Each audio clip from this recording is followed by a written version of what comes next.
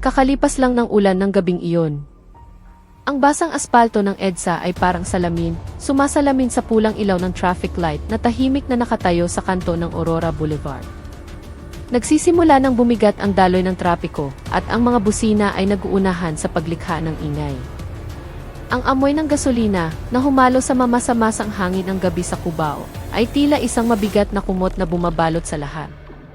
Sa gitna ng mahabang pila ng mga motorsiklong nakahinto, isang babae ang nakatayo sa tabi ng kanyang sasakyan. Ang pangalan niya ay Lina. Nasa 27 taong gulang. Suot niya ang isang luntiang jacket ng isang ride-hailing appy na medyo kupas na sa tagal ng paggamit, isang simpleng itim na hijab na nakabalot sa kanyang buhok, at mga maong na pantalon na may bakas ng pagkasira. Ang kanyang motorsiklo ay hindi na bago, ang katawan nito ay may mga gasgas sa iba't ibang bahagi. Medyo maluwag na rin ang kaliwang salamin nito, ngunit iyon lamang ang tanging kasangkapan na mayroon siya para kumita at bumuhay sa kanyang pamilya. Katatapos lang ni Lina sa kanyang huling booking para sa gabing iyon. Pagod na siya. Maghapon siyang naghatid ng mga pasahero, tiniis ang nakakapasong init ng araw, ang biglaang buhos ng ulan, ang pagod na gumagapang sa kanyang mga buto, at ang masasakit na salita mula sa mga taong pakiramdam nila ay mas mabigat ang kanilang buhay kaysa sa iba. Ang tanging nasa isip niya ay umuwi na, magpahinga, at bukas ay panibagong araw na naman ng pakikibaka. Ngunit tila may ibang plano ang tadhana at pinatigil siya nito sa ilalim ng pulang ilaw na iyon. Tabi muna, miss.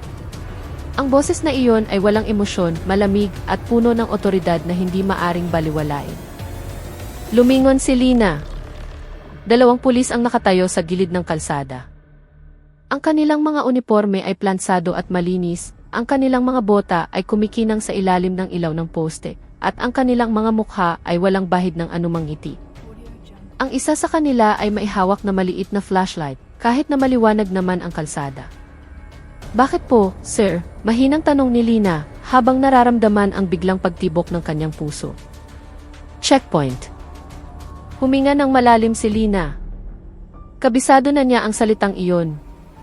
Ang kanyang kamay ay otomatikong kinapa ang maliit na bag sa harap ng kanyang upuan. Lisensya, receipt, lahat ay kumpleto. Palagi niyang tinitiyak na maayos ang kanyang mga dokumento, dahil alam niya na para sa isang maliit na taong tulad niya, ang pinakamaliit na pagkakamali ay maaaring maging isang malaking problema. Maingat niyang itinabi ang kanyang motorsiklo sa gilid ng daan, sa ilalim mismo ng isang puno ng akasya na ang mga dahon ay patuloy pa ring nagpapatak ng tubig ulan. Ang unang pulis, na matangkad at may matigas na panga, ang sumuri sa kanyang rehistro. Ang pangalawang pulis, na mas mataba, ay umikot sa motorsiklo ni Lina, sinusuri ang bawat detalye nito na parang isang mangangaso na naghahanap ng kahinaan sa kanyang biktima. Hundido ang isang signal light mo, sabi ng matabang pulis, ang kanyang boses ay tila isang hatol. Nagulat si Lina. Ha? Hindi po, sir. Gumagana pa po iyan kaninang tanghali. Pundido ngayon, mabilis na sagot nito. Violation iyan. Sinubukan ni Lina na buksan ang signal light. Ang ilaw ay kumurap ng normal, isang maliwanag na kulay kahel sa dilim. Ayan po, sir, gumagana, sabi ni Lina. Nanginginig ang kanyang boses, pinipigilan ang halo-halong inis at takot. Isinara ng matangkad na pulis ang rehistro ng dahan-dahan. Ang kanyang mga mata ay matalim, parang mga punyal na tumutusok sa kaluluwa ni Lina. Gusto mong manlaban? Hindi po, sir. Sinasabi ko lang po na. Tama na. Huwag ka ng maraming dahilan. Ang tono ng boses nito ay nagpatahimik kay Lina. Ang kanyang lalamunan ay tila may bumara. Ilang mga motorista ang sumulyap sa kanila, ngunit walang huminto. Sa isang abalang kalsada tulad ng EDSA, lahat ay abala sa kani-kanilang mga problema. Lumapit ang matabang pulis at ibinaba ang kanyang boses na tila may ibinubulong na sikreto. Pwede naman nating ayusin to dito. Alam ni Lina ang ibig sabihin nito. Ang mga salitang iyon ay hindi na bago sa kanyang pandinig. Ngunit ngayong gabi, walang laman ang kanyang pitaka. Ang kinita niya sa buong araw ay naipambili na niya ng gamot para sa kanyang inang maisakit sa probinsya. Wala po akong sobrang pera, sir, tapat niyang sabi. Kung may mali po ako, tiketan niyo na lang po ako. Nagbago ang mukha ng matabang pulis. Ang kanyang pilit na ngiti ay naglaho. Matapang ka pala, sabi niya ng mahina, ngunit puno ng pagbabanta. Lumapit pa ang matangkad na pulis, ang anino nito ay bumalot kay Lina. Akala mo ba magandang maging bayani ng batas? Yumuko si Lina. Ang kanyang puso ay kumakabog ng napakabilis. Pakiramdam niya ay may isang masamang bagay na namumuo sa hangin, tulad ng amoy ng gasolinang tumatagas bago ito magliyab. Ibaba mo. I-park mo iyang motor mo. Sumunod si Lina sa utos ng matangkad na pulis. Nanginginig ang kanyang mga kamay habang ibinababa niya ang stand ng motorsiklo. At pagkatapos, isang bagay na hindi niya inaasahan ang nangyari. Binuksan ng matabang pulis ang compartment ng kanilang patrol car na nakaparada hindi kalayuan. Mula roon, inilabas niya ang isang maliit na galon. Ilang mga motorista ang nagsimulang magdahan-dahan sa kanilang pagpapatakbo. May ilan na huminto sa malayo, nanonood.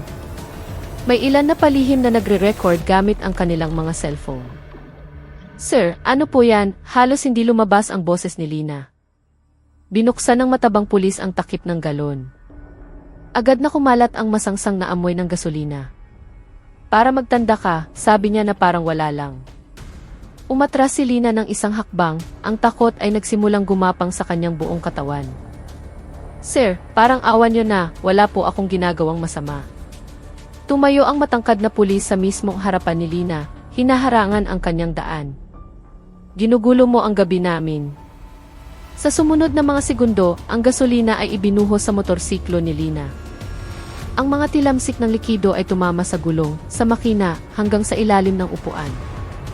Ang iba ay tumalsik sa kanyang sapatos at sa lailayan ng kanyang pantalon. Diyos ko po! Napasigaw si Lina. Sir, wag po.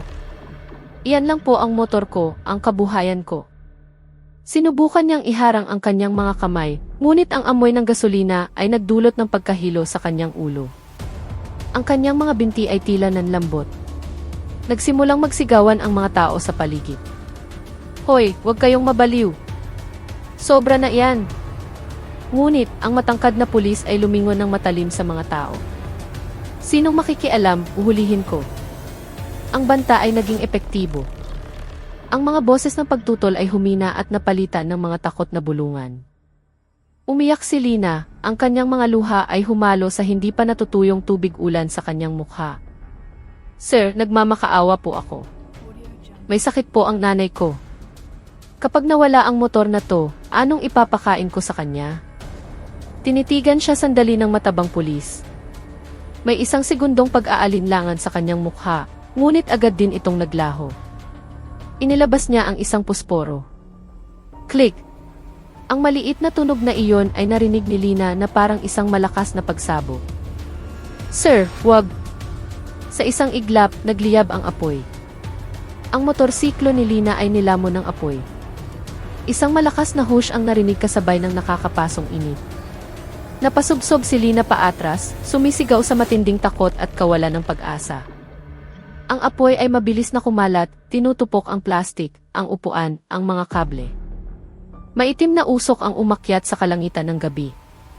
Napaupo si Lina sa aspalto. Ang kanyang katawan ay nanginginig ng husto. Ang amoy ng gasolina at nasusunog na plastik ay tumusok sa kanyang ilong. Mahapdi ang kanyang mga mata at naninikip ang kanyang dibdib. Hindi lang siya nawalan ng motorsiklo, nawalan siya ng pag-asa. Ilang mga tao ang sa wakas ay naglakas loob na lumapit. May sumisigaw na tumawag ng bombero, may nagre-record ng mas malinaw.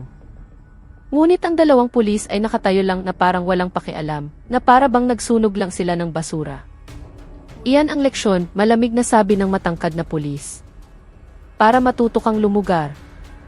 Tinitigan ni Lina ang apoy na may mga matang walang buhay. Sa nagliliyab na liwanag, nakita niya ang anino ng mukha ng kanyang ina. Ang anino ng utang sa upa. Ang anino ng isang kinabukasan na biglang nagdilim. Ngunit sa likod ng mga nagkukumpulang tao, may isang taong maingat na nagmamasid. Isang lalaking nasa katanghalian ng edad, na may suot na simpleng kulay kapeng jacket, ang nakatayo malapit sa isang karinderya na malapit ng magsara.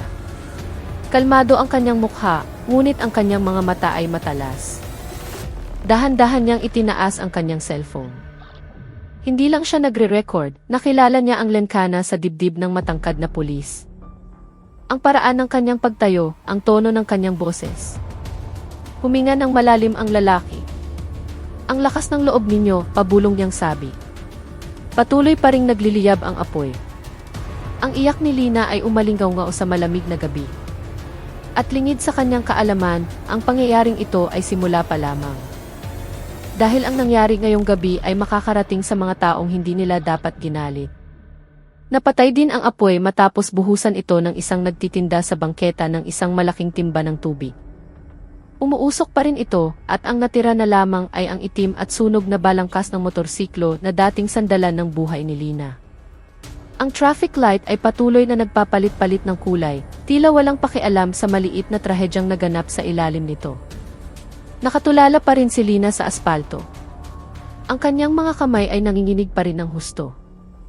Nakayuko ang kanyang ulo. Ang ilang hibla ng buhok sa ilalim ng kanyang hijab ay basa ng pinaghalong pawis at luha. Hindi na siya umiiyak ng malakas, tanging mga hikbi na lang ang naririnig, na parang isang taong naubusan na ng lakas kahit para lamang gumawa ng ingay. Kawawa naman si ate, naubos ang motor niya, bulong ng isang ale na nagtitinda ng fishball, ang mga mata nito ay nagluluha. Tumango lang si Lina ng dahan-dahan. Nanginginig ang kanyang mga labi. Buhay. Buhay ko po yan, Nay. Ang dalawang pulis ay naghanda ng umalis. Inayos ng matangkad na pulis ang kanyang uniforme, habang isinara naman ng mataba ang galon ng gasolina at ibinalik ito sa sasakyan. Umalis na kayo. Huwag kayong mag-umpukan dito, sigaw ng matangkad na pulis. Ilang tao ang umatras dahil sa takot. Ngunit ang mga cellphone ay nakapag-record na. Hindi lahat ay naglakas loob na magsalita, ngunit ang kamera ay hindi kailanman nagsisinungaling.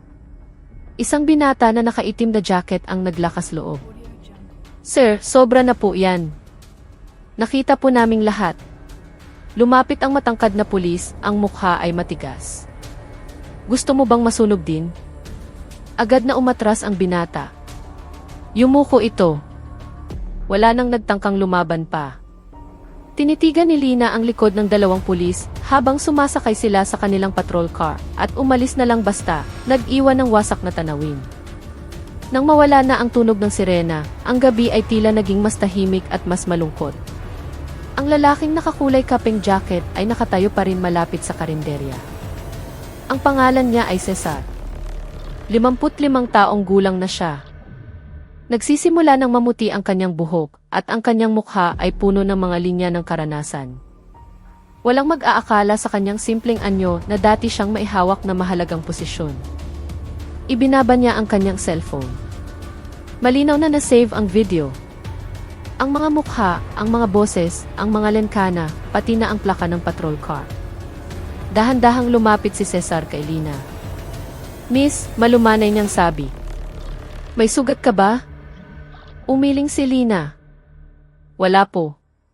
Gulat lang. Lumuhod si Cesar para maging kapantay ni Lina. Hinubad niya ang kanyang jacket at ipinatong ito sa mga balikat ni Lina. Huminahon ka. Hindi ka nag-iisa. Tiningnan siya ni Lina nang may pagtataka. Sino po kayo? Isang taong napadaan lang, maikling sagot ni Cesar. At nagkataong ayaw sa kawalang katarungan. Mapait na tumawa si Lina. Mahal ang katarungan, sir. Ang mga maliliit na taong tulad ko, tanggap na lang ng tanggap. Tinitigan ni Cesar ang sunog na motorsiklo. Tumigas ang kanyang panga. Hindi, mahina niyang sabi. Hindi ngayong gabi. Hindi nagtagal, nagsimulang kumalat ang video. Una sa mga Facebook Messenger group chat ng mga taga roon. Pagkatapos ay sa Facebook, sa TikTok, sa Nagsulputan ang mga caption, di umano'y mga pulis, sinunog ang motor ng babaeng rider sa kalsada. Viral, motor ng babae, sinilaban habang naka-checkpoint. Bumuhos ang mga komento. Walang kaluluwa. Hindi sila tagapagpatupad ng batas. Nasaan ang konsensya nyo? Walang alam si Lina tungkol dito noong gabing iyon. Ang tanging alam niya ay kailangan niyang umuwi at hindi niya alam kung paano. Hinatid siya ni Cesar pauwi gamit ang kanyang lumang kotse. Sa buong biyahe, tahimik lang si Lina. Mahigpit ang hawak niya sa dulo ng jacket ni Cesar, na para bang iyon na lang ang tanging bagay na makakapitan niya. Sa isang maliit na apartment lang po ako nakatira, sir, mahinang sabi ni Lina. Bukas, kailangan kong magpadala ng pera sa probinsya. Tumango si Cesar. Bukas, magpahinga ka muna. Kapag nagpahinga po ako, hindi po ako kakain. Ang mga salitang iyon ay tumarak sa isipan ni Cesar. Samantala, sa pinakamalapit na police community precinct, nagsimula ng magbago ang ihip ng hangin. Ang matangkad na pulis, si F. Dalawaberto, ay ibinato ang kanyang cellphone sa mesa. Punyeta! Sinong nag-record? Ang matabang pulis, si Istatlo Marco, ay maputla ang mukha.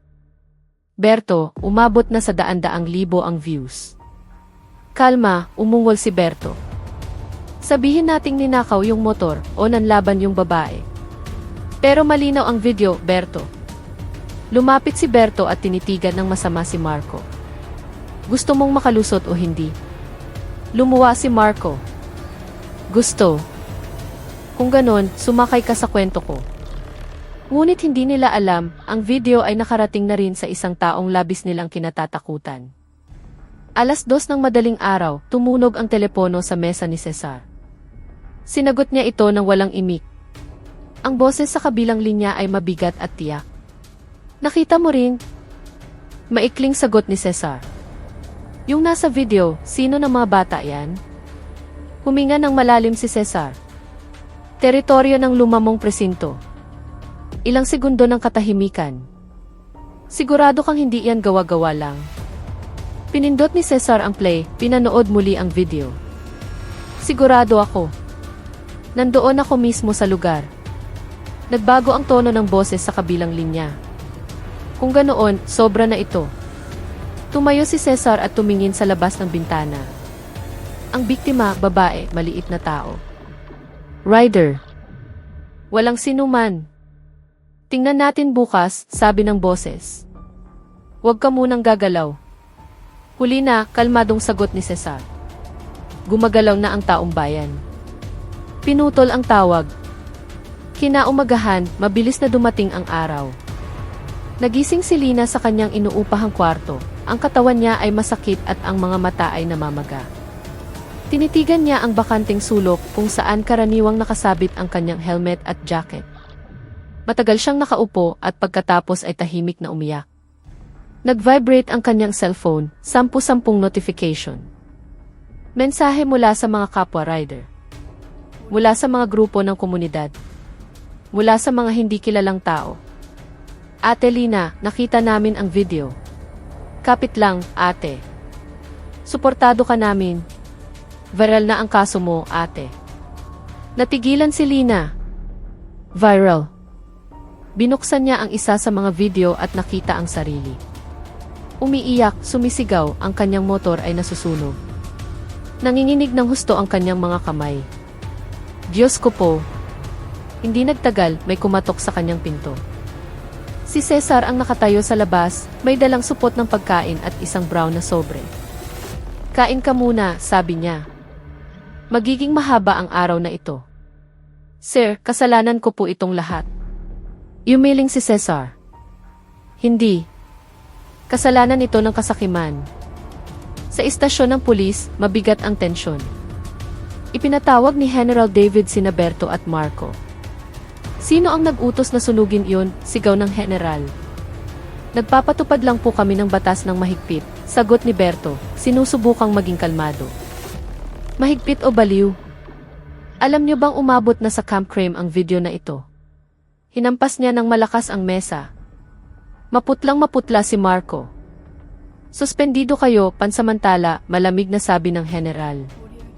Surrender ang mga baril ninyo. At huwag kayong aalis ng syudad. Ikinuyom ni Berto ang kanyang mga kamao. Set up 2.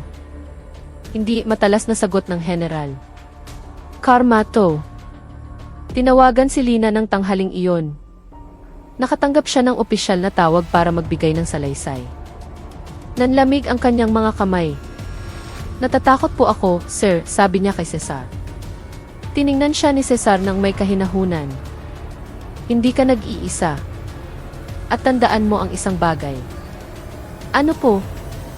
Ang katotohanan, mabagal man pero kapag gumalaw na, hindi na mapipigilan. Umarangkada ang sasakyan patungo sa Camp Crame. Tinitigan ni Lina ang kalsada. Sa parehong kanto kung saan nangyari ang lahat, naroon pa rin ang bakas ng sunog sa aspalto. Huminga siya ng malalim. Sa unang pagkakataon mula noong gabing iyon, hindi niya naramdamang nag-iisa siya.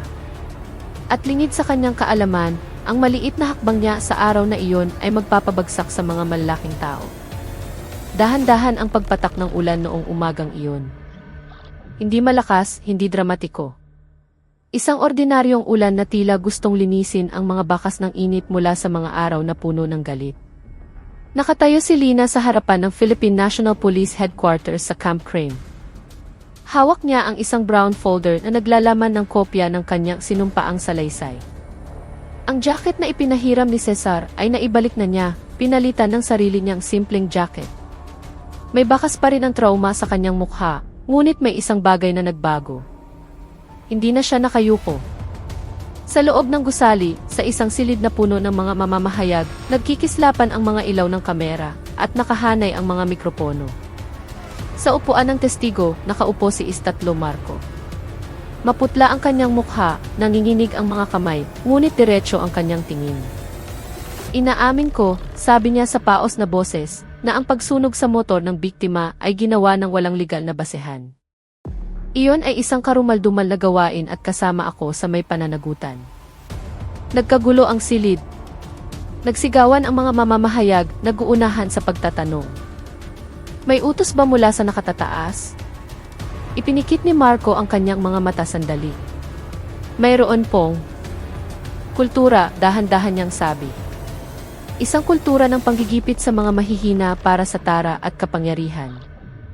Sumabay lang ako sa agos hanggang sa gabing iyon. Nagsimulang lumabas ang mga pangalan, hindi lang isa, hindi lang dalawa.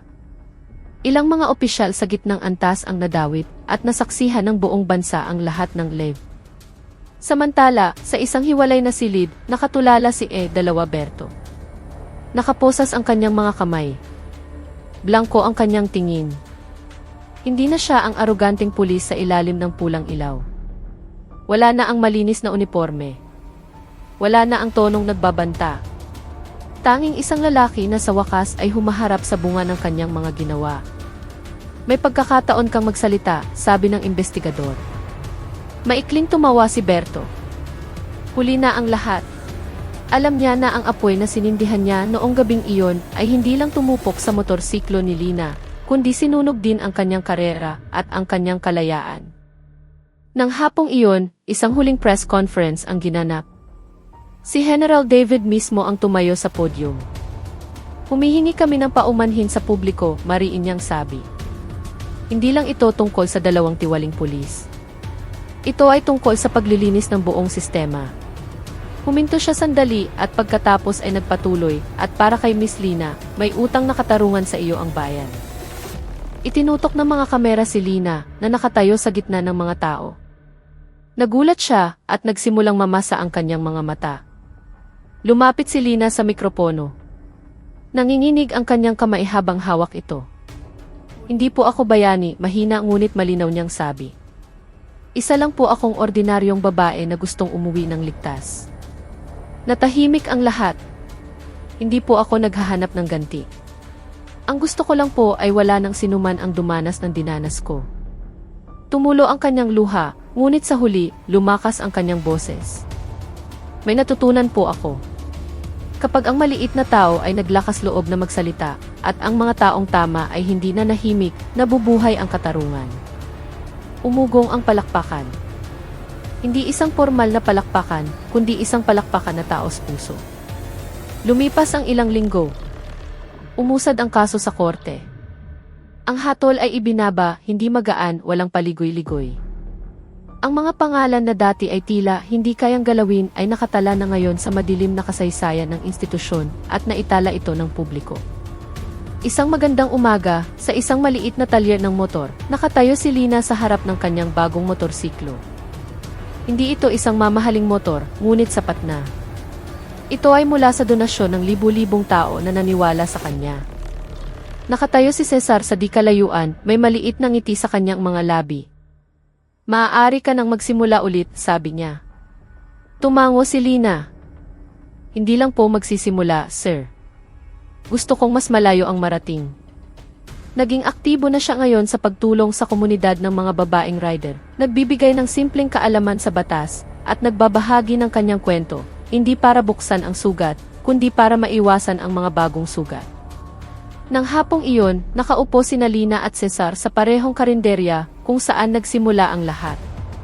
"Sir," mahinang tanong ni Lina. "Bakit po kayo nag-abala?" Tumingin si Cesar sa kalsada.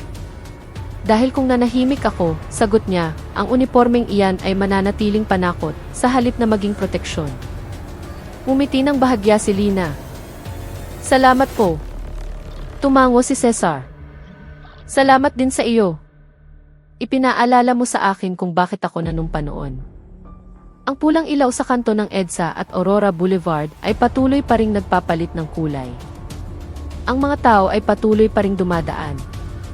Ngunit para kay Lina, ang lugar na iyon ay hindi na isang lugar ng trauma. Ito na ngayon ang kanyang turning point. Dahil noong gabing binuhusan siya ng gasolina at sinunog ang kanyang motor ng mga abusadong pulis sa kalsada, inakala ng lahat na doon na magtatapos ang kanyang kwento. Pero sa huli, ang nasunog ay hindi ang kanyang pag-asa, kundi ang kawalang